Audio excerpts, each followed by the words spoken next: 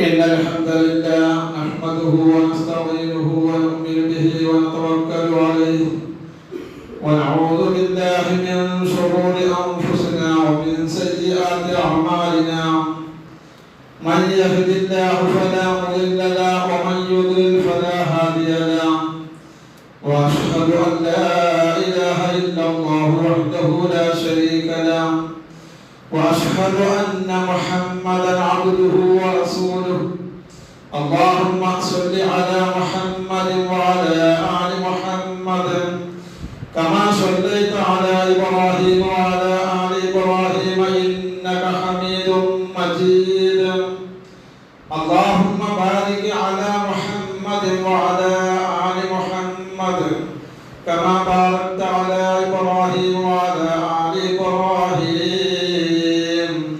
إنك حميد مجيد أما بعد فإن خير الحديث كتاب الله وخير الهدي هدي محمد صلى الله عليه وسلم وشر الأمور محدثاتها وكل محدثة بدعة وكل بدعة ضلالة وكل ضلالة في النار أيها الناس عباد الله أوصيكم وإياي بنفسي أولا بتقوى الله أعوذ بالله من الشيطان الرجيم يا أيها الذين آمنوا اتقوا الله حق تقاته ولا تموتن إلا وأنتم مسلمون يا أيها الذين آمنوا اتقوا الله وقولوا قولا سديدا يصلح لكم أعمالكم ويغفر لكم ذنوبكم ومن يطع الله ورسوله فقد فاز فوزا عظيما يا بهمان الناس വിശ്വാസികൾ പ്രപഞ്ച സൃഷ്ടാവും നിയന്താവും സംരക്ഷകരും എല്ലാം അറിയുന്ന പടച്ച റബ്ബിന്റെ കൽപ്പനകളും നിർദ്ദേശങ്ങളും ജീവിതത്തിന്റെ എല്ലാ മേഖലകളിലും കഴിവിന്റെ പരമാവധി സൂക്ഷ്മത പുലർത്തി ജീവിതം ധന്യമാക്കി നാളെ റബ്ബിന്റെ കോടതിയിൽ വിജയിക്കുന്ന യഥാർത്ഥ വിശ്വാസികളായി തീരാൻ പരിശ്രമിക്കണേ എന്ന് സ്വന്തത്തോടും എന്ന പോലെ നിങ്ങളോട് ഓർമ്മപ്പെടുത്തുകയാണ് വസിയ്യത്ത് ചെയ്യുക. അല്ലാഹു സുബ്ഹാനഹു വ തആല നമ്മെല്ലാം അവന്റെ ഇഷ്ട ദാസന്മാർ ഉൾപ്പെടുത്തി അനുഗ്രഹിക്കുമാറാകട്ടെ. ഇസ്ലാം അതിയേറെ ശ്രദ്ധേയമായ ഒരു മതമാണ്. അജയ്യമായി നിലകൊള്ളുന്ന ഒരു ആദർശമാണ്. അതിനെതിരെ കടന്നു വരുന്ന ഏതൊക്കെ മതങ്ങളുണ്ടോ ഇസങ്ങളുണ്ടോ തത്വശാസ്ത്രങ്ങളുണ്ടോ ഒക്കെ തന്നെയും തരിപ്പണമായിക്കൊണ്ടിരിക്കുന്ന തകർന്നുകൊണ്ടിരിക്കുന്ന നിലനിൽക്കാൻ കഴിയാതെ പോയിക്കൊണ്ടിരിക്കുന്ന സാഹചര്യങ്ങളാണ് നമുക്ക് കാണാൻ സാധിക്കുന്നത്.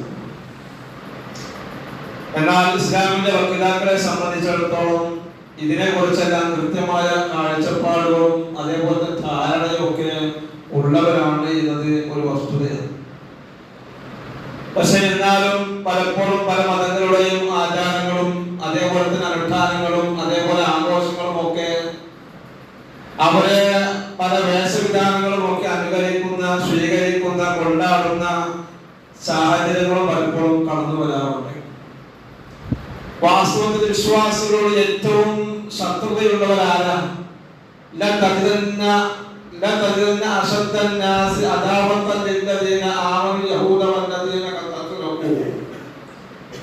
ولتجدن أقربهم مودة للذين آمنوا الذين قالوا إنا نصارى ذلك بأن منهم قسيسين ورهبانا وأنهم لا يستكبرون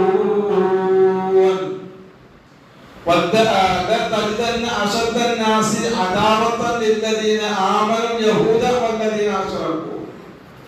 വിശുദ്ധ ഖുർആൻ സൂറത്ത് മാഇദയുടെ കൃത്യമായ ഒരു കാര്യം നമ്മെ പഠിപ്പിക്കാം. അതെന്താ? ജനങ്ങളിലെ സത്യവിശ്വാസികളോട് ഏറ്റവും ശത്രുതയുള്ളവർ, കടുത്ത ശത്രുതയുള്ളവർ അത് യഹൂദരും ബഹുദൈവ വിശ്വാസികളും ബഹുദൈവ ആരാധകരുമാകുന്നു എന്ന് തീർച്ചയായും നിനക്ക് കാണാം എന്നാണ്. അങ്ങനെ ശത്രുതയുള്ള ബഹുവിശ്വാസികളായ യഹൂദരായ ആളുകൾ അവരുടെയൊക്കെ പല കാര്യങ്ങളും നമ്മളൊക്കെ അംഗീകരിക്കാറുണ്ടോ നമ്മൾ പരിശോധിക്കേണ്ട ഒരു വിഷയം കൂടിയാണ്. ഇസ്ലാമിനോട് വിശ്വാസികളോട് ഏറ്റവും കടുത്ത ശത്രുതയുള്ള ആളുകളാണവർ. ഇതല്ല പറയാണ്, ഞങ്ങൾ ക്രിസ്ത്യാനികളാകുന്നു എന്ന് പറഞ്ഞവരാണ് ജനങ്ങളിൽ വെച്ച് സത്യവിശ്വാസികളോട് ഏറ്റവും അടുത്ത സൗഹൃദമുള്ളവർ എന്നും നിനക്ക് കാണാൻ സാധിക്കും. അതാണ് വലതതിന അഖറബഹും അവദത്തൻ ലില്ലദീന ആമനുല്ലദീന ഖാലു ഇന്നാ നസ്വാറ എന്ന് പറഞ്ഞത്. ഇതിലല്ല പറയാണ് ദാലിക ബിഅന്ന മിൻഹും ഖിസ്സീന വറുഹ്ബാന, അവരിൽ മതപണ്ഡിതന്മാരും സന്യാസികളും ഉണ്ടെന്നതും അവർ അഹംഭാവം നടിക്കുന്നില്ല എന്നതുമാണ് ഇതിന് കാരണമെന്ന് കൂടി കൃത്യമായി ആയത്തിലൂടെ പഠിപ്പിക്കാം. നോക്കൂ നിങ്ങളെ, വഖാലു അവർ പറയുന്നു ഉലൂബുന ഉൽഫ്, അതെ അവരെന്താ പറഞ്ഞത്, ഞങ്ങളുടെ മനസ്സുകൾ അടഞ്ഞു കിടക്കുകയാണ്. ബൽ എന്നാൽ ലഅനഹുല്ലാഹു ബികുഫ്രിഹിം, അവർ നിഷേധം കാരണമായി അല്ലാഹു അവരോട് എന്താണ് അവരെ ശപിച്ചിരിക്കുകയാണ്. അതെ ഇതിൽ പറയാം ഫഖലീലമായി യുമിനൂൻ, അതിനാൽ വളരെ കുറച്ച് ആളുകൾ മാത്രമാണ് വിശ്വസിക്കുകയുള്ളൂ എന്നാണ് ആ ആയത്തിലൂടെ പഠിപ്പിക്കുന്നത്. വിശ്വാസികളെ, ജൂതന്മാരുടെ ലക്ഷ്യം എന്താ? ജൂതന്മാരുടെ പ്രധാന ലക്ഷ്യം എന്താ? അവർ ആഗ്രഹിക്കുന്നത് എന്താ? ഇസ്ലാമിനെ പുറത്തുപോയി കിട്ടണം, നമ്മുടെ ആളായി കിട്ടണം. അതിനുവേണ്ടിയാണ് കിണഞ്ഞ് ശ്രമിച്ചുകൊണ്ടിരിക്കുന്നത്, അല്ലെ? മതമില്ല എന്ന് പറയുന്ന നിരീശ്വര പ്രസ്ഥാനങ്ങൾക്ക് അതേപോലെ തന്നെ വാക്കൂറ് കൊടുക്കുന്നവർ ആരാ? മുസ്ലിങ്ങളാണ്, ഇസ്ലാമിലെ വക്താക്കളാണ്. അതിനുവേണ്ടി മത്സരിക്കുന്നതും അതിനുവേണ്ടി പിന്നണി പ്രവർത്തനം നടത്തുന്നതും അതിനുവേണ്ടി ഓശാന പാടുന്നതും അവർക്ക് വേണ്ടി എല്ലാം ചെയ്ത് മരിക്കാൻ വരെ തയ്യാറാകുന്നതുമൊക്കെ ഇന്ന് ഏറ്റവും കൂടുതൽ ആരാ? ഇസ്ലാം എന്താണ്? മതമില്ല, നിരീശ്വര പ്രസ്ഥാനത്തിന്റെ അതേപോലെ തന്നെ യുക്തിവാദത്തിന്റെ മതനിരാശത്തിന്റെ ഒക്കെയുള്ള വക്താക്കളെ പിന്നാലെ പോകുന്നവർ സ്വാഭാവികമായി കൊണ്ട് കടന്നു വരാറുള്ളത് മുസ്ലിങ്ങൾ എന്ന് പറയുന്ന 5 നേരം നമസ്കരിക്കുന്ന അതേപോലെ തന്നെ അങ്ങനെ നോമ്പെടുക്കുന്ന അതിനുവേണ്ടിയെല്ലാം കൃത്യമായി കാഴ്ചപ്പാടുള്ളവരായ ആളുകളാണ് പലപ്പോഴും ഇത്തരം പ്രസ്ഥാനങ്ങളെ വളർത്തിക്കൊണ്ടുകൊണ്ടിരിക്കുന്നെങ്കിൽ ആ പ്രസ്ഥാനങ്ങളെല്ലാം ലക്ഷ്യമെന്താ? ഇസ്ലാമിനെ നിഗൂഢമായി തകർക്കുക എന്നതാണ്. നിഗൂഢമായിട്ടല്ല, പരസ്യമായി കൊണ്ട് തന്നെ തകർക്കാൻ വേണ്ടി ശ്രമിക്കുക എന്നതാണ്. എന്നിട്ടും അവർക്ക് വേണ്ടി ഓശാനപ്പാടുന്നവർ, അവർക്ക് വേണ്ടി പിന്നാലെ പ്രവർത്തിക്കുന്നവർ, അവർക്ക് വേണ്ടി എന്തെല്ലാം ചെയ്തു കൊടുക്കുന്നവർ, അവർക്ക് വേണ്ടി നമ്മുടെ സമ്മതിദാനാമയമായ അവകാശങ്ങൾ പോലും സമർപ്പിക്കുന്നവരെ നമുക്ക് കാണാൻ സാധിക്കും. നോക്കൂ നിങ്ങള്, ഇവിടെയാണ് നമ്മൾ കൃത്യമായി വിദഗ്ധമായി മനസ്സിലാക്കേണ്ടത്. ഇസ്ലാമിനെ തകർക്കാൻ വേണ്ടി ശ്രമിക്കുന്ന ഇസ്ലാമിന്റെ ഉള്ളിലുള്ള ആളുകൾ എന്ന നിലയ്ക്ക് നമ്മെ സംബന്ധിച്ചിടത്തോളം നമ്മൾ ആരെയാണ് നശിപ്പിക്കുന്നത്? നാം സ്വീകരിച്ച ഒരു ആദർശത്തെ നമ്മൾ തന്നെ നശിപ്പിക്കുന്നിടത്തേക്കാണ് കാര്യങ്ങൾ പോകുന്നത് എങ്കിൽ വിശ്വാസികളെ കരുതൽ നമുക്ക് അനിവാര്യമാണ്. കൃത്യമായി നമ്മൾ മനസ്സിലാക്കിയിരിക്കേണ്ട കാര്യമാണ്. ജൂദായിസം ഇസ്ലാമിലേക്ക് വരുമെന്ന പ്രവചനം പ്രവാചകൻ സല്ലല്ലാഹു അലൈഹി വസല്ലം പഠിപ്പിച്ചതാണ്. അദ്ദേഹത്തെ സല്ലമൻ ഖാന ഖബലക്കും സിബ്റൻ വദിറാഹ ബിദിറാഹ് ഹത്താ ലൗ ദഖലൂ ജുഹറ റബ്ബിൻ തബിഅതുഹും ഖുൽനാ യാ റസൂലല്ലാഹ് അൽ യഹൂദ വൻ നസ്വാറ ഖാല ഫമൻ. അതേ റസൂലുള്ളാഹി സ്വല്ലല്ലാഹു അലൈഹി വസല്ലം പറയാണ്, നിശ്ചയമായി കൊണ്ടും നിങ്ങളുടെ മുൻഗാമികളുടെ പാദങ്ങൾ പിന്തുടരുക തന്നെ ചെയ്യും, ചാഞ്ഞായും മുഴത്തിനുമായി നിങ്ങൾ അനുകരിക്കുക തന്നെ ചെയ്യും. എത്രത്തോളം എന്നാൽ അവരുടെ ഉടുപ്പിന്റെ ഇടുങ്ങിയ മാളത്തിലാണ് പ്രവേശിച്ചിരുന്നെങ്കിലോ അവരെ പിൻപറ്റി നിങ്ങളും അതിൽ പ്രവേശിക്കുന്നതാണ്. എന്നിട്ട് പ്രവാചകൻ സല്ലല്ലാഹു അലൈഹി വസല്ലമയോട് സ്വഹാബത്ത് ചോദിക്കുക, അല്ലാഹുവിന്റെ ദൂതരെ, മുൻഗാമികൾ എന്നാൽ ജൂത ക്രൈസ്തവരാണോ വിവക്ഷ ചോദിക്കപ്പെട്ടു. റസൂലുള്ളാഹി സ്വല്ലല്ലാഹു അലൈഹി വസല്ലം മറുപടി ഖാല ഫമൻ, അവരല്ലാതെ പിന്നെ ആരാ? അവരല്ലാതെ പിന്നെ ആരാ? നോക്കൂ നിങ്ങൾ, അവരൊക്കെ അനുകരിക്കുന്ന സ്വഭാവത്തിലേക്ക് തന്നെ പലപ്പോഴും നമ്മുടെ നീക്കങ്ങളൊക്കെ കടന്നുപോയിക്കൊണ്ടിരിക്കുന്നത്. മറ്റു പല ആചാരങ്ങളിൽ നിന്ന് വിട്ടുനിൽക്കാൻ നമുക്ക് സാധിക്കേണ്ടതുണ്ട്. ആ ആചാരങ്ങൾ സ്വീകരിക്കുന്നവർ അവരിൽപ്പെട്ടവരാണ് എന്നാണ് പ്രവാചകൻ സല്ലല്ലാഹു അലൈഹി വസല്ലമ നമ്മെ പഠിപ്പിച്ചു കൊണ്ടിരിക്കുന്നതും. അതേ നാം മനസ്സിലാക്കണം. പക്ഷേ മുസ്ലിം സമൂഹം അത്തരം കാര്യങ്ങളെ വിസ്മരിക്കുന്നതാണ് നാം കണ്ടുകൊണ്ടിരിക്കുന്നത്. നാം ഏതെങ്കിലും ഒരു വിഭാഗത്തെ അനുവദിക്കുകയാണെങ്കിൽ അവരിൽ പെട്ടവരാണ് എന്ന് നബി സല്ലല്ലാഹു അലൈഹി വസല്ലം നമ്മെ പഠിപ്പിച്ചു. മറ്റു മതസ്ഥരോട് എതിരാകുന്ന കാര്യങ്ങളിൽ ചിലതാണ് സൂചിപ്പിക്കാൻ ആഗ്രഹിക്കുന്നത് കൊണ്ട് നമ്മളെല്ലാവരും വ്യക്തമായി അറിയേണ്ട വിഷയമാണ്. മീശ വെട്ടുക, ചെറുതാക്കുക, താടി വളർത്തുക എന്നുള്ളത് ക്രൈസ്തവരുമായി ബന്ധപ്പെടുത്തിക്കൊണ്ട് പറഞ്ഞ വിഷയത്തിലല്ല.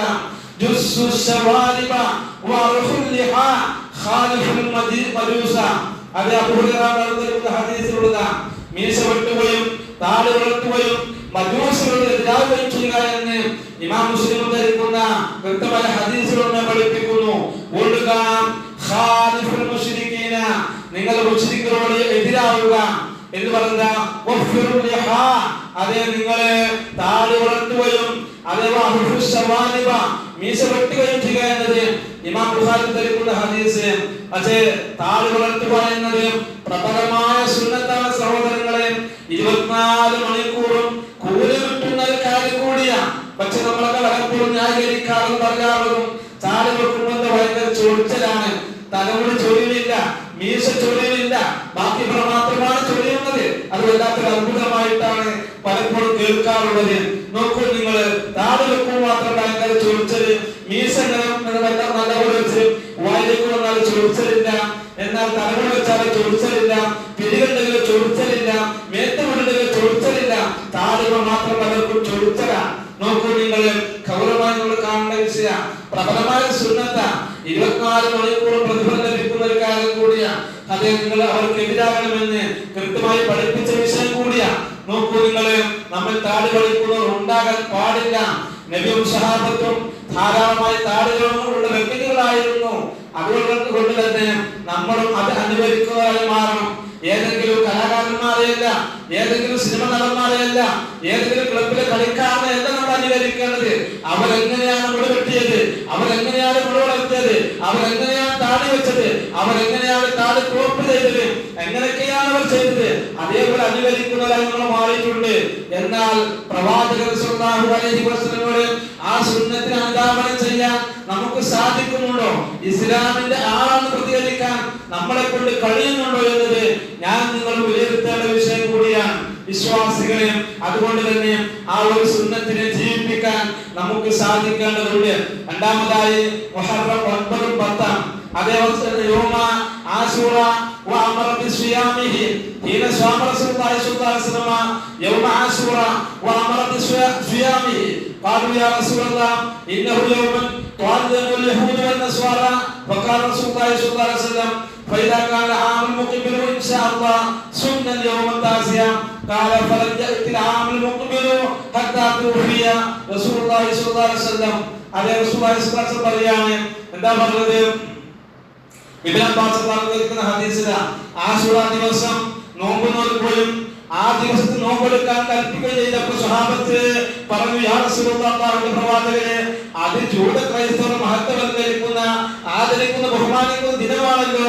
അപ്പോൾ നബി സല്ലല്ലാഹു അലൈഹി വസല്ലം പറഞ്ഞു, ഇൻഷാ അല്ലാഹ് അടുത്ത വർഷം നാം ജൂത ക്രൈസ്തവർ വ്യത്യസ്തരാവാനായി 9-ാം ദിവസം കൂടി നോമ്പെടുക്കും. പക്ഷെ പ്രവാചകൻ സല്ലല്ലാഹു അലൈഹി വസല്ലം ആ വർഷം ഉണ്ടായില്ല, വഫാത്താവുകയാണ്. അഥവാ പ്രവാചകന്റെ വാക്കുണ്ട്, ആ വാക്കിന്റെ അടിസ്ഥാനത്തിൽ നമ്മൾ മുഹറം 9-നും നോമ്പെടുക്കുന്നത് ആശൂറാവും താശൂറാവുണ്ട്. നോക്കൂ നിങ്ങൾ, അവർക്ക് എതിരാകാൻ വേണ്ടി, ജൂതന്മാർക്ക് എതിരാകാൻ വേണ്ടി കൃത്യമായി പഠിപ്പിച്ചൊരു ഭാഗം കൂടിയാണ് അത്. അത് ഇമാം ബൈഹഖിയുടെ മതത്തിൽ കാണാം. നിങ്ങൾ 9-നും 10-നും നോമ്പ് നോറ്റ് ജൂതന്മാരോട് എതിരാകുക എന്നും കാണാവുന്നതാണ്. അതേ വിശ്വാസികളെ, അവർക്ക് എതിരാകാൻ വേണ്ടിയാണ് നമ്മോട് പഠിപ്പിച്ചത്. അവർ ആചാരങ്ങളെയും അവരനുഷ്ഠാനങ്ങളെയും അവരാഘോഷങ്ങളെയും ചാണ്ടായി മുഴത്തിനുമുഴമായി സ്വീകരിക്കുന്ന സമീപനമല്ല വിശ്വാസികൾക്ക് ഉണ്ടായിരിക്കുന്നത് എന്നത് അടിവരട്ട് നമ്മൾ മനസ്സിലാക്കണം. മൂന്നാമത്, ഖബറുകൾ കെട്ടിയുയർത്തലും അതിന്മേൽ കെട്ടിടം നിർമ്മിക്കലും. നോക്കൂ നിങ്ങൾ, പ്രവാചകൻ സല്ലല്ലാഹു അലൈഹി വസല്ലം قال رسول الله صلى الله عليه وسلم في مرضه الذي لم يكن منه لا نظر اليهود والنصارى اتخذوا قبور انبيائهم مساجدا لولا ذلك ابليس قبره وغير انه خشي او خشي ان يتخذ مسجدا. പ്രവാചകൻ സല്ലല്ലാഹു അലൈഹി വസല്ലം ലോകത്തിന്റെ കടപ്പുറവും മരിക്കുന്നതിന് മുമ്പുണ്ടായിരുന്ന ലോകത്തിന്റെ അവസ്ഥയിലായിരുന്നല്ലോ. ആ സമയത്ത് പ്രവാചകൻ സല്ലല്ലാഹു അലൈഹി വസല്ലം പറയാണ്, വഫാത്തായ ലോകത്തിൽ അവിടുന്ന് പറഞ്ഞ് ജൂത ക്രൈസ്തവരാക്കൾ അല്ലാഹു ശപിച്ചിരിക്കുന്നു.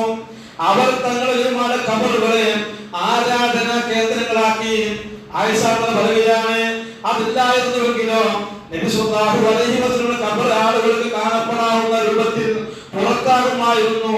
എന്നാൽ അവിടുത്തെ ഖബർ മസ്ജിദാക്കുമോ എന്ന് ഭയപ്പെട്ടു. പ്രവാചകൻ സല്ലല്ലാഹു അലൈഹി വസല്ലം ഖബർ പിന്നീട് മസ്ജിദാകുകയും അവിടെ ആരാധിക്കപ്പെടുകയും ഉണ്ടാകുന്ന അവസ്ഥ കടന്നു വരുമെന്ന് ഭയപ്പെട്ട കാരണത്താലാണ് ആയിഷ പ്രവാചകന്റെ വീട്ടിനകത്ത് മറമാടപ്പെട്ടത് എന്ന് ഗ്രന്ഥത്തിൽ കാണാൻ സാധിക്കും. നോക്കൂ നിങ്ങൾ, എന്താണ് സംഭവിച്ചത്? ജൂത ക്രൈസ്തവരായ ആളുകൾ അവർ പ്രവാചകന്മാരുടെ ഖബറുകളെ ആരാധിക്കുന്ന കേന്ദ്രങ്ങളാക്കി മാറ്റി. ഇന്ന് നമ്മുടെ സമൂഹത്തിൽ അതില്ലേ?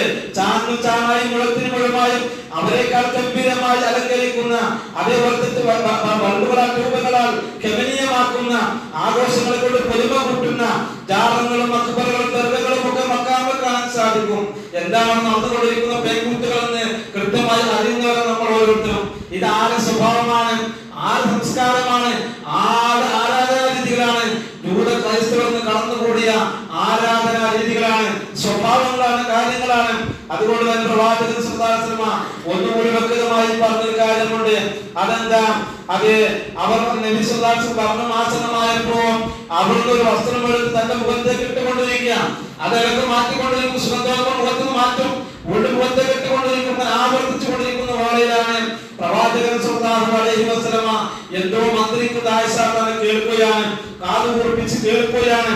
ആ സമയത്ത് പറഞ്ഞ വാചകം, ലാ അല്ലാഹി അൽ യഹൂദി വൻ നസ്വാറ ഇത്തഖദു ഖുബൂറ അംബിയാഇ മസാജിദ യുഹദ്ദിറു മാ സനഉ.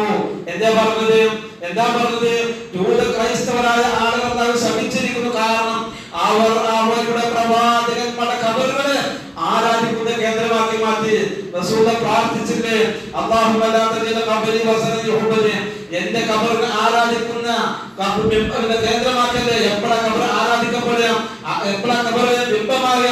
അതിനെ ആരാധിക്കുമ്പോഴാണ്, അതിന് നേർച്ചപാടുകൾ അർപ്പിക്കുമ്പോഴാണ്, അവിടെ ചെയ്യാൻ പാടില്ലാത്ത കാര്യങ്ങൾ ചെയ്തുകൊണ്ടിരിക്കുമ്പോഴാണ്. നോക്കൂ നിങ്ങളെ, എന്തൊക്കെ പേക്കുത്തുകളാണ് ഖബറുമായി ബന്ധപ്പെട്ട് നടക്കുന്നത്.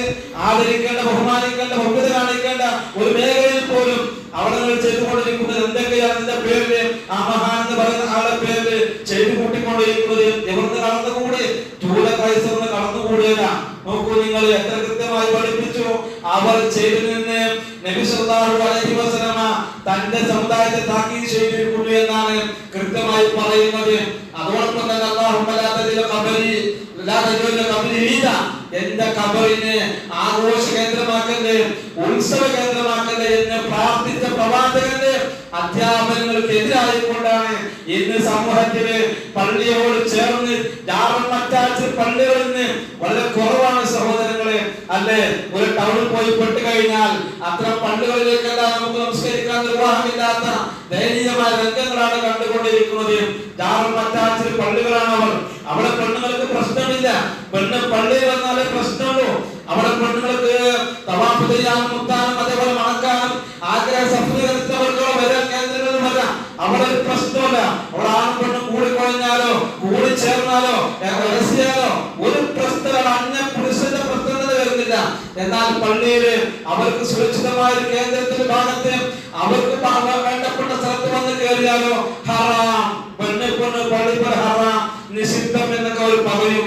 എന്നാൽ ഒരു പള്ളി ഉണ്ടാക്കിയിട്ട് പുനർനിർമ്മാണം ഉണ്ടാക്കിയ ശേഷം അതിൽ ഉദ്ഘാടനം തലേദിവസോ അവർക്ക് പെണ്ണിനെ വേണം. എന്തിന്? സംഭാവനമാണല്ലോ, അവർ സ്വർണ്ണാഭരണങ്ങളാണല്ലോ. അപ്പൊ അവർക്ക് പെണ്ണിനെ വേണം. അല്ലെ, ഉസ്താദിന്റെ അടുക്ക നൂല് കെട്ടി മന്ത്രിച്ചുണ്ടാക്കെ ഉസ്താദിന്റെ അടുത്ത് പെണ്ണുങ്ങൾക്ക് വരാം. അവിടെ അന്യ പുരുഷന്റെ പ്രശ്നമേ ഇല്ല. ഈ നിലയിൽ കാര്യങ്ങൾ പോയിക്കൊണ്ടിരിക്കുകയാണ്. സൂചിപ്പിച്ചു വരുന്നത് അത്തരം ഖബറുമായി ബന്ധപ്പെട്ട പള്ളികളാണ് കേരളത്തിലെ അറ്റം മുതൽ മറ്റേ അറ്റം വരെ കടന്നു പോകുന്നത്. നോക്കൂ നിങ്ങള്, ഇതാരുടെ സംസ്കാരമാണ്? ജൂത ക്രൈസ്തവ പാരമ്പര്യമാണ്. അവർ നിങ്ങൾ കടന്നു വന്ന വിഷയം കൂടിയാണ് എന്നുകൂടി നാം മനസ്സിലാക്കേണ്ടതുണ്ട്. അതെ, അവർക്ക് എതിരാവണം എന്ന് പഠിപ്പിച്ചത്, അവർക്ക് എതിരായിക്കൊണ്ട് നീങ്ങനെ പഠിപ്പിച്ചത് കബർ കെട്ടിപ്പൊന്തിക്കാനല്ല, അതുമായി ബന്ധപ്പെട്ട കാര്യങ്ങള് ഓരോ നാട്ട് നടത്താൻ കേന്ദ്രമല്ല പള്ളികള്. അതിനെ കൃത്യമായി കബറുകള് അതിനെ കൃത്യമായി മനസ്സിലാക്കേണ്ട വിഷയം കൂടിയാണ്. അത് കടന്നുകൂടിയത് ഇത്തരം ആളുകളിൽ പോരാ. ഷിയാക്കളിലൂടെ കടന്നു വന്ന ഒരു പാരമ്പര്യം കൂടിയാണ് ഈ ഖബർ വ്യവസായം എന്ന് പറയുന്നത്. കാരണം കർബലായിലേക്ക് ഹുസൈൻ യുദ്ധത്തിൽ പോകുന്നത് മുഹറം 1-നാണ്. മുഹറം 10-ന് അദ്ദേഹം രക്തസാക്ഷിയാവുകയാണ്. അതുകൊണ്ട് മുഹറം 1 മുതൽ 10 വരെ നഹസായി ആചരിക്കുന്നു, ആഘോഷിക്കുന്നു, അല്ലെ? എന്നാൽ ആ പിന്നെന്താണ് മുഹറം മുതൽ 10 വരെ നഹസായി ആചരിക്കുന്ന വിഷയം, അതിന്റെ പശ്ചാത്തലം അവര് ഈ പറയപ്പെട്ട ആളുകൾ കൊല്ലപ്പെട്ടപ്പോ അവര് തലയോടി കടലിന് ലഭിക്കാം, നദിയിൽ നിന്ന് ലഭിക്കാം. അത് ഹുസൈൻ തലയോടാന്ന് പറഞ്ഞു, ശരീരമാണെന്ന് പറഞ്ഞു. അവർ കൊണ്ടുപോയി കുളിച്ചുകൂടി കബറിറക്കി. എന്നിട്ട് അത് ഖബർ ആരാധിക്കുന്ന കേന്ദ്രങ്ങളായി തുടക്കൂടുന്ന ഷിയാക്കളുടെ പാരമ്പര്യമാണ് ഇന്ന് കേരളത്തിലെയും ഇത്തരം ആളുകൾ ഉള്ളത് എന്നതുകൂടി നാം കൃത്യമായി തിരിച്ചറിയേണ്ടതുണ്ട്. എന്ന് പറഞ്ഞാൽ ഖബറില്ലാതെ, ജാമില്ലാതെ, നേർച്ചകൾ അർപ്പിക്കാതെ ഒരു ഇസ്ലാമില്ല. പക്ഷെ ഇസ്ലാമിന്റെ കാഴ്ചപ്പാടല്ല. ഇസ്ലാം വേറെ തന്നെ കൃത്യമായി പഠിപ്പിച്ചു. അതിന്റെ മതത്തിന്റെ വ്യതിരക്തത കൃത്യമായി തന്നെ പഠിപ്പിച്ചു. അതാണ് ഇവിടെ പഠിപ്പിച്ചുകൊണ്ടിരിക്കുന്നതും. അതുകൊണ്ട് തന്നെ ചൂട ക്രൈസ്തവരോട് ഒരിക്കലും നാം യോജിക്കുകയല്ല വേണ്ടത്. അവരോട് യോജിച്ചുകൊണ്ട് സംസ്കാരമല്ല വിശ്വാസം സ്വീകരിക്കേണ്ടത് എന്ന് മനസ്സിലാക്കുക. അതോടൊപ്പം തന്നെ കുങ്കുമ വസ്ത്രം ധരിക്കല്, പുരുഷന്മാരെ സംബന്ധിച്ച് പറഞ്ഞ കാര്യം കൂടിയാണ് അവിടെ. കുങ്കുമ നിറമുള്ള വസ്ത്രം ധരിക്കുന്നത് അതേ പുരുഷന്മാർക്ക് അത് ഹറാമാക്കിയിരിക്കുന്നു, നിഷിദ്ധമാക്കിയിരിക്കുന്നു, നിരോധിച്ചിരിക്കുന്നു എന്ന് പറഞ്ഞുകൊണ്ട് കൃത്യമായി പഠിപ്പിക്കുന്ന കാര്യങ്ങള് അവിടെ പലപ്പോഴും നമ്മളൊക്കെ സ്വീകരിക്കാറുണ്ട്. ചില മതങ്ങളുടെ ആചാരങ്ങളുമായി ബന്ധപ്പെട്ട വേഷവിധാനങ്ങള്, വസ്ത്രങ്ങള്, തുണികൾ, അതുപോലെ വസ്ത്രങ്ങളൊക്കെ ഇടുന്നത് നാം കാണാറുണ്ട്. ഒരിക്കലും അത് സ്വീകരിക്കാൻ പാടില്ല. റസൂലുള്ളാഹി സ്വല്ലല്ലാഹു അലൈഹി വസല്ലം നിരോധിച്ച കാര്യം കൂടിയാണ്. അതേപോലെ തന്നെ നമ്മളെ ആ നിലക്കുള്ള വസ്ത്രങ്ങൾ സ്വീകരിച്ച് ആരാധന കർമ്മങ്ങൾക്ക് പള്ളി വരുന്ന ആളുകൾ കാണാൻ സാധിക്കും. അത് സ്വീകരിക്കാൻ പാടില്ല എന്നത് കൂടിയും അവർക്ക് എതിരാവേണ്ടവരായി നമ്മൾ മാറണം എന്നത് കൂടിയാണ് കൃത്യമായി പഠിപ്പിക്കുന്നത്. അതോടൊപ്പം തന്നെ 5-ാമത്തെ കാര്യം നരച്ചത് കളർ മാറ്റണം. അതായത് നമ്മൾ മുടിയുമായി ബന്ധപ്പെട്ട് പറയാം. ഹദീസുകൾ കാണാൻ സാധിക്കും. മക്ക ദിവസം അബൂ ഖുർദാൻ തന്റെ പിതാവ് അബൂ ഹാഫിയെ കൊണ്ടുവരപ്പെട്ടു. അങ്ങനെ ആ ദിവസം അദ്ദേഹത്തിന്റെ തലയും താടിയും വെളുത്ത നിലയിലായിരുന്നു. അപ്പൊ നബി സല്ലല്ലാഹു അലൈഹി വസല്ലം പറഞ്ഞു, നിങ്ങൾ അതിന് ചായം കൊടുക്കൂ, എന്നാൽ കറുപ്പ് ചായങ്ങൾ വെടിയുക. കറുപ്പ് കൊടുക്കാൻ പാടില്ല. മറ്റുള്ള കളറുകള് മൈലാഞ്ചിമത്ത് അങ്ങനെയൊക്കെയുള്ള കളറുകൾ കൊടുക്കാൻ എന്നത് അർത്ഥാണ് ഈ ഹദീസുമായി ബന്ധപ്പെടുത്തിക്കൊണ്ട് നമ്മെ പഠിപ്പിക്കുന്നത്.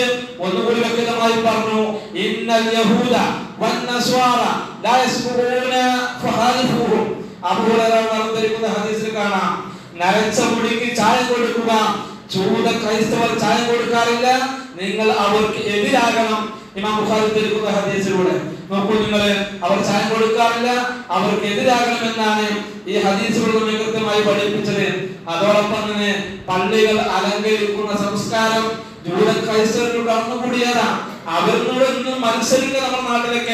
നമ്മുടെ നാട്ടിൽ മത്സരിക്കുന്ന പള്ളികളൊക്കെ എത്രമാത്രം കമനീയമായി അലങ്കരിച്ചുകൊണ്ടിരിക്കുന്നു. നമ്മുടെ പള്ളികളൊക്കെ അങ്ങനെയായി മാറിക്കൊണ്ടിരിക്കുക.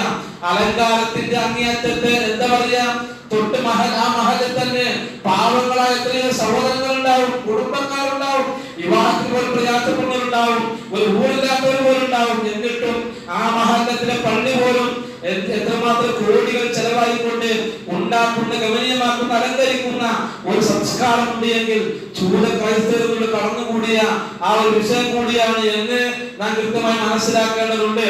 അതേ ജൂത ക്രൈസ്തവരും അലങ്കരിച്ചതുപോലെ നിങ്ങളും അവയെ അലങ്കരിക്കുക തന്നെ ചെയ്യും. ഏത് പള്ളികൾ അലങ്കരിക്കുമെന്ന് പറഞ്ഞത് അത് ജൂത ക്രൈസ്തവ പാരമ്പര്യമാണ്. അത് സ്വീകരിക്കാൻ പാടില്ല നമ്മളാരും. പക്ഷേ നമ്മൾ കണ്ടുകൊണ്ടിരിക്കുന്നതോ ഇന്ന് അവർ ചാണായും മുഴത്തിന് മുഴുവൻ അനുകരിക്കുന്ന കോടികൾ ചെലവാക്കി ഉണ്ടാക്കുന്നു. പക്ഷേ എന്താണ് സംഭവിക്കുന്നത്? വലിയ സന്മാർഗത്തിന്റെ വെളിച്ചത്തിന്റെ അഥവാ ഒരാഴ്ച വെള്ളിയാഴ്ച പോലെ കടന്നു വരുന്ന വിശ്വാസികൾ ലഭിക്കുന്നില്ല. എന്ത് ലഭിക്കുന്നില്ല? ദീനി ഉപദേശം ലഭിക്കുന്നില്ല. അവർക്ക് ആവശ്യമായ വേണ്ടപ്പെട്ട സന്ദർഭത്തിലുള്ള സാഹചര്യങ്ങൾക്കനുസരിച്ചുള്ള ഇസ്ലാമിന്റെ നിയമങ്ങളും നിർദ്ദേശങ്ങളും സംസ്കാരങ്ങളും തസ്കിയത്തവർക്ക് ലഭിക്കാതെ പോകുന്നു, അല്ലേ? അതുകൊണ്ട് തന്നെ മനസ്സിലാക്കണം, അങ്ങനെയുള്ള അമ്പരചുട്ടികളായ പള്ളികൾ കടന്നു വരുമെന്ന നോക്കൂ നിങ്ങള് എത്രമാത്രം ദയനീയമായ അവസരം കണ്ടുകൊണ്ടിരിക്കുന്നത്. എന്നിട്ട് പറയും, ഞങ്ങളുടെ മഹല്ല് കണ്ടോ, ഞങ്ങളുടെ പള്ളി കണ്ടോ എന്ന് അഭിമാനിക്കാനും അഹങ്കരിക്കാനും ഒക്കെ വീമ്പിളക്കുന്നവർ. അവിടുത്തെ ബാങ്ക് കേട്ടോ, എത്ര ശ്രവണശുദ്ധമായ ബാങ്ക എന്നൊക്കെ പറയും. അവിടുത്തെ ഹത്തീബിന്റെ ശബ്ദം കേട്ടുകൊണ്ട് എത്ര സ്വരസുന്ദരമായ ശബ്ദമാണെന്ന് പറയും എങ്കിൽ അയാളെ കിട്ടാൻ വേണ്ടി ആഗ്രഹിക്കും.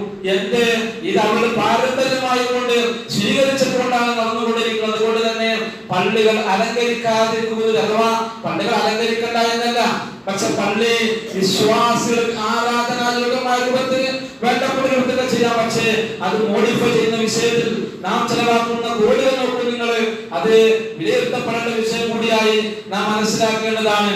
അതേപോലെ തന്നെ പിന്നെ അത് നാം മനസ്സിലാക്കിയിരിക്കുന്ന മറ്റൊരു കാര്യം, നോമ്പ് തുറക്കാൻ ധൃതി കാണിക്കുക.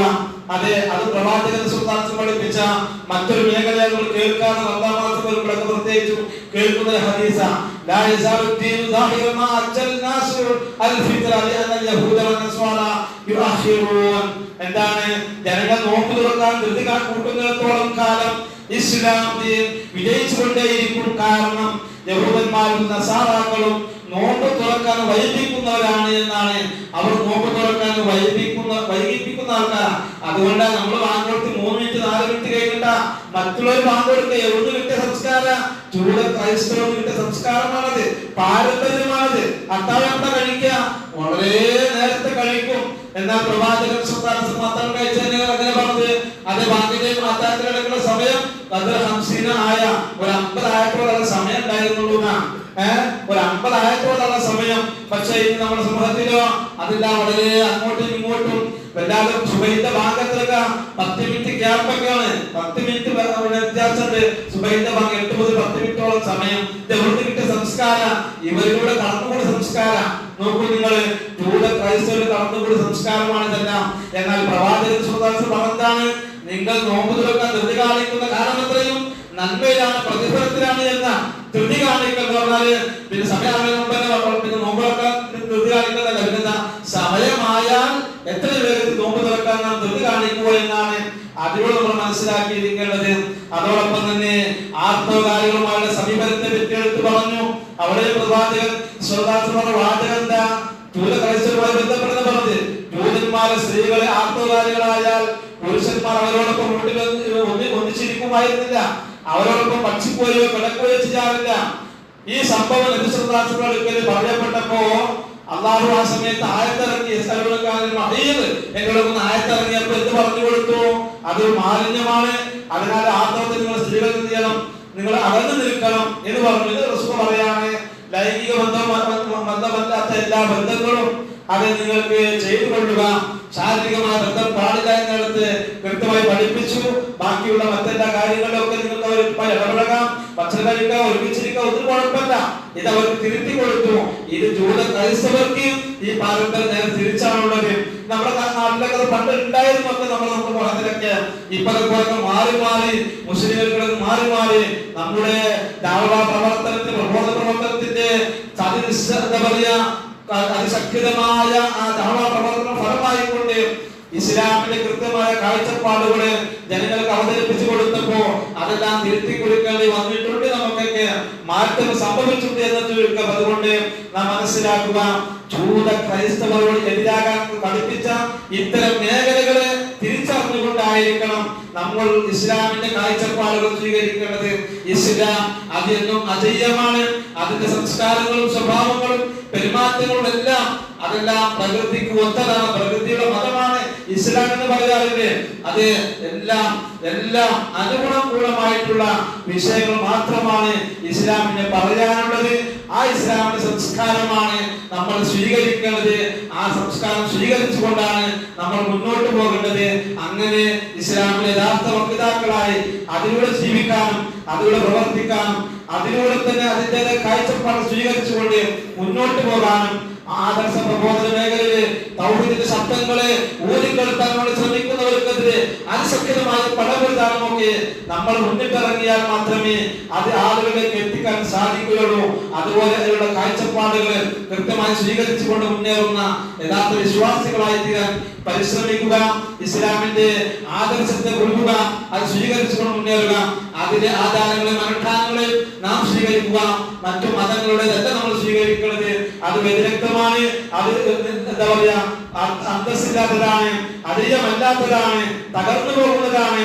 അത് ഇസ്ലാമിന് പറ്റിയതല്ല എന്ന് മനസ്സിലാക്കി ഇസ്ലാമിന്റെ ഇത്തരം ആചാരങ്ങളെയും അനുഷ്ഠാനങ്ങളെയും ആഘോഷങ്ങളെയും തിരിച്ചറിഞ്ഞുകൊണ്ട് ആ സംസ്കാരങ്ങൾ പുതുക്കാനും സ്വീകരിക്കാനും അതിലൂടെ തന്നെ പ്രവർത്തിച്ച് അതിലൂടെ തന്നെ മരിക്കാനുമാണ് നാം ആഗ്രഹിക്കുകയും പ്രവർത്തിക്കുകയും ചെയ്യേണ്ടത്. അല്ലാഹു സുബ്ഹാനഹു വ തആല അങ്ങനെ യഥാർത്ഥ ദീനിന്റെ വക്താക്കളായി അതിനുവേണ്ടി ജീവിച്ചു മരിക്കുന്ന യഥാർത്ഥ വിശ്വാസികളിൽ അല്ലാഹു സുബ്ഹാനഹു വ തആല നമ്മെ എല്ലാം ഉൾപ്പെടുത്തി അനുഗ്രഹിക്കുമാറാകട്ടെ. അഖൂലു ഖൗലി ഹാദാ അസ്തഗ്ഫിറുല്ലാഹ ലി വ ലക്കും വസ്തഗ്ഫിറൂഹു.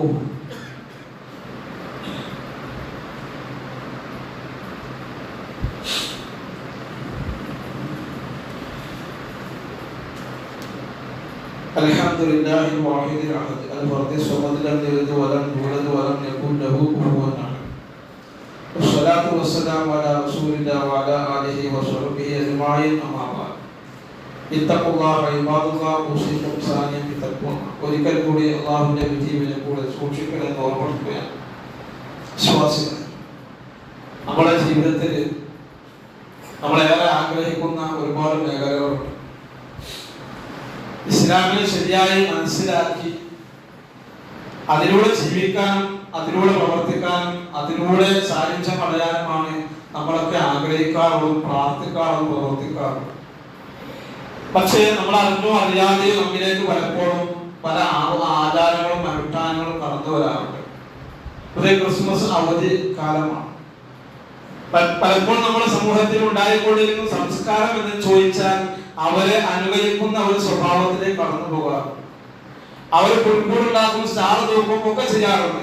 നമ്മുടെ നാട്ടിലെ മുസ്ലിങ്ങളായ ആളുകളോ നബിന്റെ ആണ്ടിനെന്ന് പറഞ്ഞു ചെയ്യുന്ന പരിപാടി എന്താ? ഇതേപോലെ സ്റ്റാർ തൂക്കിന് പകരം പല ലൈറ്റുകളും ട്യൂബുകളും പള്ളി അലങ്കരിക്കുന്നു, മദ്രസ അലങ്കരിക്കുന്നു, ട്യൂബുകളെ കൊണ്ട് അലങ്കരിക്കുന്നു, അതേപോലെ തന്നെ പല വർണ്ണങ്ങളെ കൊണ്ട്, അതേപോലെ പുൽക്കൂടുകൾ ഇവിടെ നമ്മുടെ നാട്ടിൽ കാണാറില്ല. മറ്റ് ജില്ലകളിലേക്ക് പോയി കഴിഞ്ഞാൽ പുൽക്കൂടുണ്ടാക്കി അവിടെ പ്രത്യേക മുഹമ്മദ് റസൂലുള്ളാഹി ബൾബൊക്കെ തൂക്കുന്ന ഒരു പ്രത്യേക സാഹചര്യം കണ്ടുവരാറുണ്ട്. നോക്കൂ നിങ്ങൾ, അവരുടെ ആചാരങ്ങളെ ആ ജൂത ക്രൈസ്തവ പാരമ്പര്യങ്ങളെ അതേപോലെ അധികരിക്കുന്ന ഒരു സമൂഹമായിക്കൊണ്ട് പലപ്പോഴും നമ്മുടെ ആളുകൾ മാറിയിട്ടുണ്ടെങ്കിൽ അവർ ഇസ്ലാമിനെ ശരിക്കും പഠിക്കാതെ പോയതാണ്, ഇസ്ലാമിന്റെ ശരിയായ ആദർശങ്ങളും തിരിച്ചറിയാതെ പോയതാണ്, ഇസ്ലാമിന്റെ ശരിയായ സംസ്കാരവും സ്വഭാവങ്ങളും അറിയാതെ പോയതാണ്, അറിഞ്ഞിട്ടും അഭിനയിക്കുന്നവരായി മാറിയതാണ്. പലപ്പോഴും ഇത്തരം ദുരന്തത്തിലേക്ക് കടന്നെത്തിയിട്ടുള്ളത് നാം തിരിച്ചറിയുക.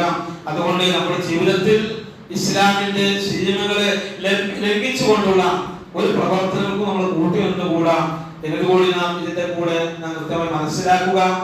അവധിക്കാലങ്ങൾ ഞാൻ കഴിഞ്ഞ ഒരു കുട്ടികൾ സൂചിപ്പിച്ചതാണ്.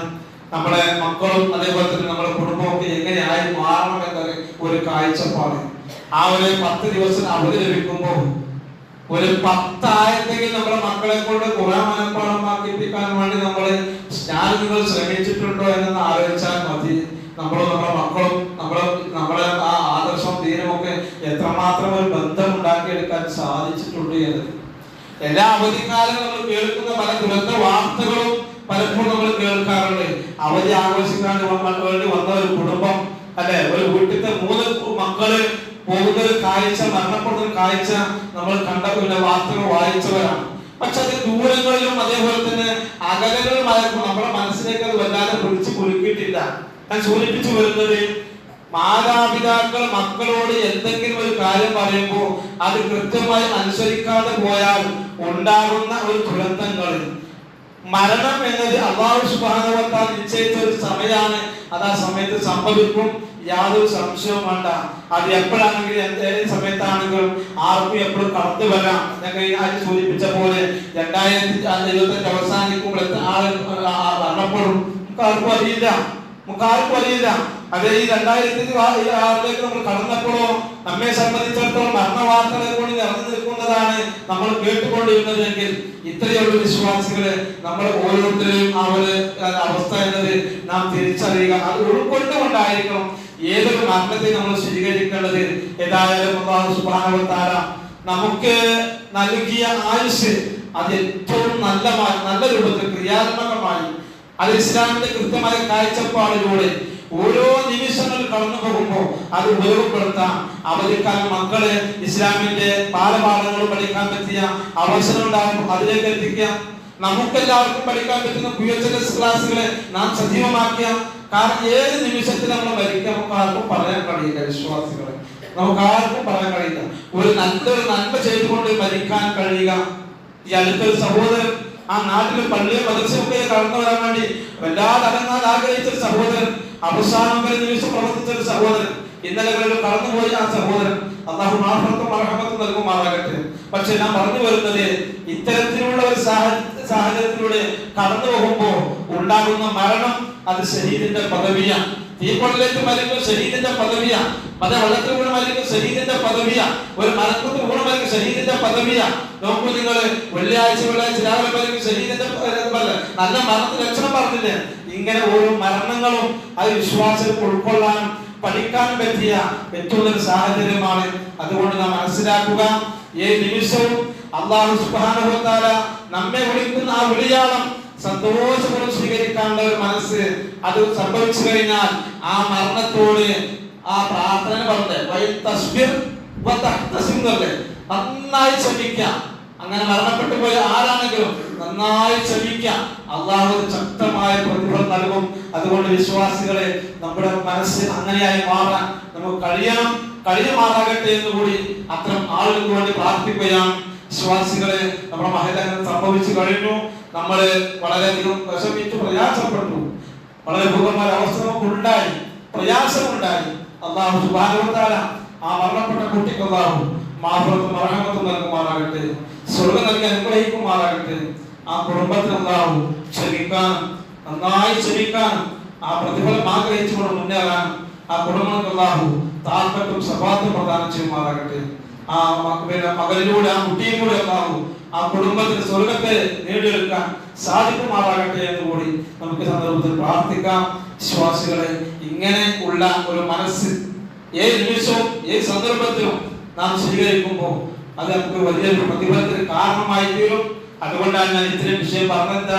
ഇസ്ലാമിന്റെ കൃത്യമായ കാഴ്ചപ്പാട് സ്വീകരിച്ചുകൊണ്ട് മുന്നേറാൻ സാധിച്ചാൽ അതാണ് നമുക്ക് ഈ ലോകത്തിൽ ലഭിക്കുന്ന ഏറ്റവും വലിയ വിജയം. നാളെ കബറാകുന്ന മണ്ണതയും അവിടുന്ന് അങ്ങോട്ടുള്ള ജീവിതത്തിൽ നമുക്ക് ലഭിക്കുന്ന സുഖാനുഭൂതികളും മനസ്സിലാക്കുക. അതുകൊണ്ട് മറ്റു മതങ്ങളുടെ, മറ്റ് ആദർശങ്ങളുടെ, ഇസങ്ങളുടെ, തത്വശാസ്ത്രങ്ങളുടെ പിന്നാലെ പോകേണ്ടവരെല്ലാം നമ്മൾ ജെൻഡർ ന്യൂട്രാലിറ്റിയിൽ പ്രതികരിക്കുമ്പോ, അതേപോലെ നിരീശ്വര പ്രസ്ഥാനത്തിനെതിരെ പ്രതികരിക്കുമ്പോ, അതേപോലെ തന്നെ ആ നിലക്കുള്ള എന്താ പറയാ സൂംബ ഡാൻസിനെതിരെ പ്രതികരിക്കുമ്പോ നമുക്കാർക്കെങ്കിലും അത് കൊണ്ടുവന്ന ആദർശങ്ങളും അത് കൊണ്ടുവന്ന പ്രസ്ഥാനങ്ങളും അത് കൊണ്ടുവന്ന ദിശകളും നമുക്ക് ഒരിക്കലും യോജിപ്പറ്റ ഉണ്ടാകരുത്.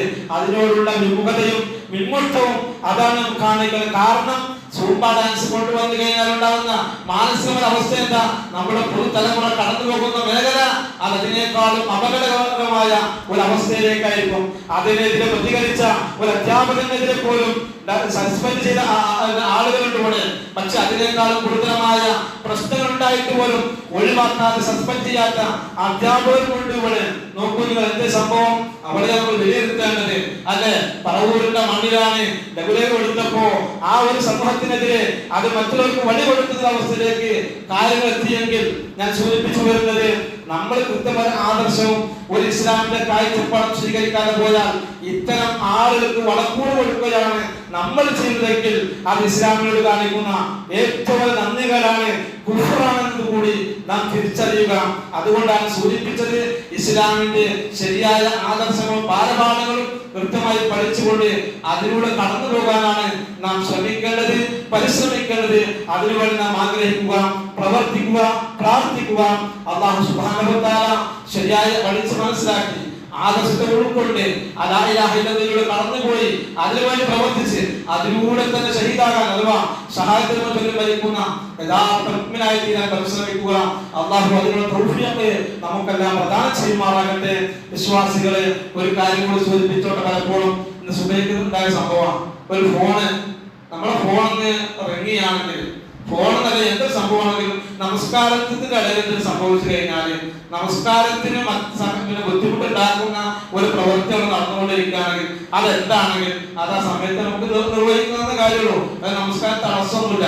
പക്ഷെ നിർവഹിക്കാതെ പോയാലോ ആ നമസ്കാരം അവസാനം വരെ തടസ്സമായി മാറും, നഷ്ടപ്പെടുന്ന അവസ്ഥയിലേക്ക് പോവുകയാണ്, വിശ്വാസത്താക്കുന്ന അവസ്ഥ ഉണ്ടാവുകയാണ്. ആ നമസ്കാരം എല്ലാവർക്കും പാത്രമാകുന്ന അവസ്ഥയിലേക്ക് കടന്നു പോവുക. അതുപോലെ തന്നെ നമസ്കാരത്തിൽ അങ്ങനെ ഫോൺ അടിക്കുകയാണെങ്കിൽ ആ ഫോൺ വിഷയം എടുത്തിട്ട് ഓഫാക്കേണ്ട വിഷയമുള്ളൂ. അത് കഴിയുന്നത് വരെ നമ്മൾ കാത്തിരിക്കേണ്ട ആവശ്യമില്ല. അത് എല്ലാവർക്കും ബുദ്ധിമുട്ടുണ്ടാക്കും. അതുകൊണ്ട് തന്നെ അത്ര പ്രയാസങ്ങളൊക്കെ ആളുകൾ ഫോണ് പരമാവധി കൊണ്ടുവരാതിരിക്കാം. ഇനി അറിയാമെങ്കിൽ അത് അതിൻ്റെ രൂപത്തിൽ ഉപയോഗപ്പെടുത്താം.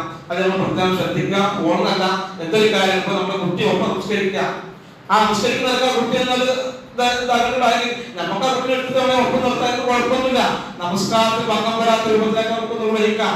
അത് ചെറിയ കുട്ടിയെ കൊണ്ടുവന്നു, കുട്ടി കരയാണ്. ആ കുട്ടി കരയുമ്പോൾ മാതാവിനെ സംബന്ധിച്ചിടത്തോളം ആ കുട്ടിയെ കളിച്ചിരിക്കാൻ ആ കുട്ടികളെ ഒക്കത്ത് വെക്കാം, റുക്കുലേക്ക് പോകാം, സുജൂദിലേക്ക് പോകാം. ഒക്കെ നമസ്കാരത്തിൽ പ്രയാസമില്ലാത്ത കാര്യങ്ങളാണ്. അതുകൊണ്ട് പ്രവാചകൻ സ്വല്ലല്ലാഹു അലൈഹി വസല്ലം തന്റെ കൂടെ നമസ്കരിക്കുന്ന ഇബ്നു അബ്ബാസ് രണ്ടുവാക്കുന്ന കുട്ടിയെ ചെവി പൊളിച്ച് വലതുഭാഗത്ത് കൊണ്ട് നിർത്തിയില്ലേ? അത് നമസ്കാരത്തിൽ വന്നു വരുന്ന കാര്യമൊന്നുമല്ല. അതുകൊണ്ട് വിശ്വാസികളെ അത്തരം ഒരു കാര്യങ്ങളിലൊക്കെ നമ്മളൊരു ശ്രദ്ധ, ഒരു ശുഷ്കാന്തി ആ വിഷയത്തിലൊക്കെ ഇടപെടുമ്പോൾ നാം ശ്രദ്ധിക്കുക. നമ്മുടെ ഫോണാണ് മറ്റൊരു വിഷയങ്ങളൊക്കെ അത് നമസ്കാരത്തിന് ഭംഗം വരുന്നുണ്ട് എങ്കിൽ അത് പരിഹാരം നമ്മൾ അതിന്റെ അടുക്കത്തിന് കാണുന്ന വിരോധമൊന്നുമില്ല. അത് നമ്മൾ കൃത്യം മനസ്സിലാക്കുക. അല്ലാഹു സുബ്ഹാനഹു വ തആല ഇതിന്റെ കാര്യങ്ങൾ കൃത്യമായി പഠിക്കാനും മനസ്സിലാക്കാനും ഉൾക്കൊള്ളാനുമുള്ള നല്ല മനസ്സും അതിനനുസരിച്ചുള്ള ജീവിതത്തിൽ മുമ്പോട്ട് മുന്നേറുന്ന യഥാർത്ഥ ഒരു ചിന്തയും ഒക്കെ നൽകി നമുക്കെല്ലാം നൽകി അല്ലാഹു സുബ്ഹാനഹു വ തആല പ്രദാനം ചെയ്യുമാറാകട്ടെ. നമ്മുടെ ജീവിതത്തിൽ വന്നു പോകുന്ന ചെറുപ്പം വലുതുമായ പാപം അല്ലാഹു അവന്റെ മഹത്തായ പദ്ധതി കൊണ്ട് വിട്ടുപുറത്ത് മാപ്പാക്കി തരുമാറാകട്ടെ. നമ്മിൽ ദ്രോഹികളായി കഴിഞ്ഞ അല്ലാഹു പൂർണ്ണ ശിഫ നൽകുമാറാകട്ടെ. അല്ലാഹു സുബ്ഹാനഹു വ തആല നമ്മുടെ സമ്പത്തിലും കുടുംബത്തിലും ആരോഗ്യത്തിലും ജോലിയിലും ഖൈറും ബറക്കത്തും നൽകി അനുഗ്രഹിക്കുമാറാകട്ടെ. മരണപ്പെട്ടവർക്ക് അല്ലാഹു മഗ്ഫിറത്തും റഹ്മത്തും നൽകുമാറാകട്ടെ. നമ്മുടെ മാതാപിതാക്കൾ, മിത്രാദികൾ, ആദർശ ബന്ധുക്കൾ, പണ്ഡിതന്മാർ, ഭർത്താക്കന്മാർ, ഭാര്യമാർ, മക്കള്, അങ്ങനെ ഒരുപാട് ആൾ മരണപ്പെട്ടവരല്ല. എല്ലാവർക്കും അല്ലാഹു മഗ്ഫിറത്തും റഹ്മത്തും നൽകുമാറാകട്ടെ. അവരെയും നമ്മെയും കൊണ്ട് ജന്നാത്തുൽ ഫിർദൗസിൽ ഒരുമിച്ച് കൂട്ടി അനുഗ്രഹിക്കുമാറാകട്ടെ.